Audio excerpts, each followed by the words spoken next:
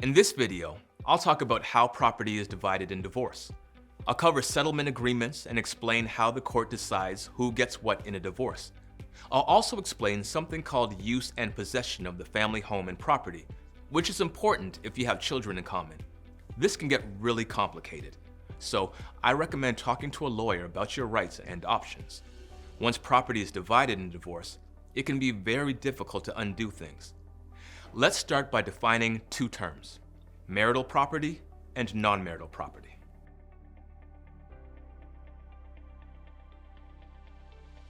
With few exceptions, marital property is property that was acquired by either party at any time from the date of your marriage until the date your divorce is finalized. It doesn't matter whose name is on the property title or who paid for it.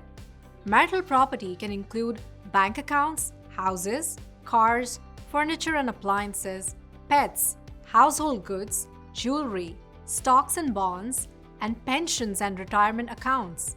It can also include property that was acquired by one spouse before the marriage that was later titled in both spouses' names during the marriage. Non-marital property is sometimes called separate property. This is property you or your spouse acquired before your marriage. It also includes gifts or inheritance received during the marriage from a third party that are made to only one spouse. Property that can be directly traced to non-marital property, such as items purchased with money from an inheritance, is also non-marital property. You and your spouse can enter into an agreement about what will be considered non-marital property. Property can also be both marital and non-marital. For example, if either you or your spouse bought a house before getting married, it's non-marital property. But if marital funds, including one spouse's income, are used to pay the mortgage, the house becomes part marital and part non-marital property. There's also what's called commingled marital property, which is when non-marital property is mixed with marital property. Depending on your situation, the court may consider commingled property to be completely marital. So why does all this matter? Because a divorce decree can only settle how marital property is divided. It cannot split non-marital property. Now let's talk about settlement agreements and special orders.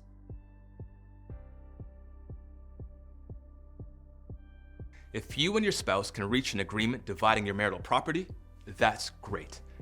If you want the terms of the agreement to be included in your divorce decree, put them in writing and sign, date, and submit it to the court. This can be filed with a complaint for absolute divorce or submitted after the complaint is filed. The terms of your agreement must be included in your marital settlement agreement if you're divorcing on the ground of mutual consent. Check out part 3 of this video series for more on that. If you reach an agreement that involves the transfer of a portion of pension or retirement benefits from one spouse to the other, you may need a special court order to transfer those benefits. The order may be called a domestic relations order or qualified domestic relations order. Each pension and retirement plan has specific and technical requirements for what needs to be in the order. This is something a lawyer should draft for you. File it with the court for approval. If you and your spouse are not able to reach an agreement about how your marital property will be divided, that's okay. The court will decide for you. You and your spouse will need to file a joint statement of parties concerning marital and non-marital property using Form CCDR-033 with the court. I'm going to call it the joint statement for short.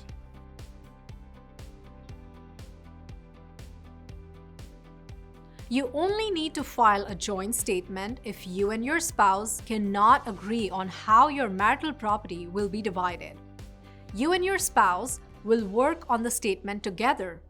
You'll list all the property you and your spouse own and indicate whether you agree or disagree on what property is marital and what is non-marital. You will also provide information about each item's title, its value, and any liens, encumbrances, or debts associated with it. The joint statement will help the court identify what is marital property and its value. The court will then decide how to divide it using a process called equitable distribution.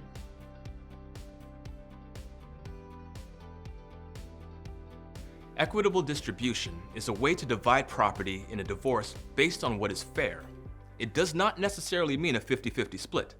The court will first identify all marital and non-marital property and debts. Then, it will determine the value of any marital and non-marital property. Finally, the court will decide the fairest way to divide marital property. The court will consider a range of factors in deciding what's fair, including how long you were married, both of your financial and non-financial contributions to your household, the reason you're divorcing, your ages and health, the types of property, and your unique circumstances.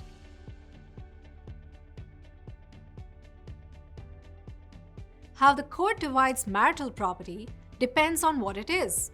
If property cannot be divided, the court may direct one spouse to make a payment to the other to make things equitable. This payment is called a monetary award. There are limits to how the court can divide some property.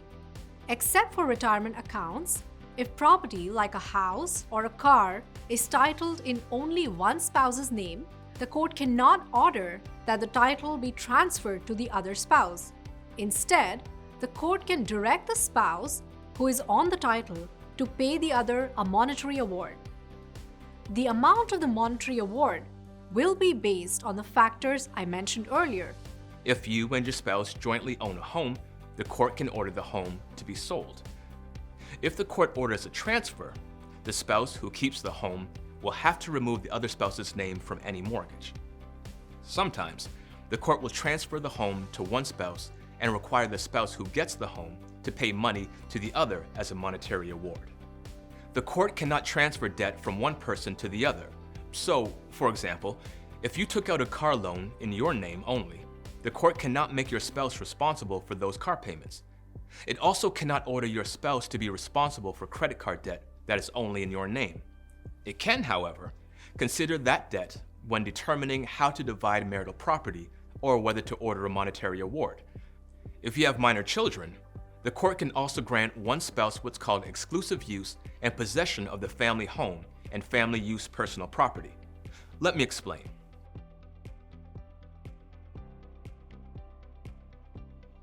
The family home is where you and your minor child or children lived while you were married. Other property that is used for family purposes is called family use personal property. This can include vehicles, furniture, appliances, and other items used by your children. The court can order use of the family home and family personal property to the spouse who has physical custody of your child or children for up to 3 years from the time of divorce. The goal is to allow your children to stay in a familiar environment and community during your family's period of transition. The court can order the other spouse to keep paying the mortgage or other expenses. It will consider a variety of factors, including what's in the best interest of your child or children. The court can only order exclusive use and possession of the family home or personal property if it is marital property. So, if your spouse inherited a car from someone else, the court cannot give you exclusive use and possession of it, even if it was used for family purposes.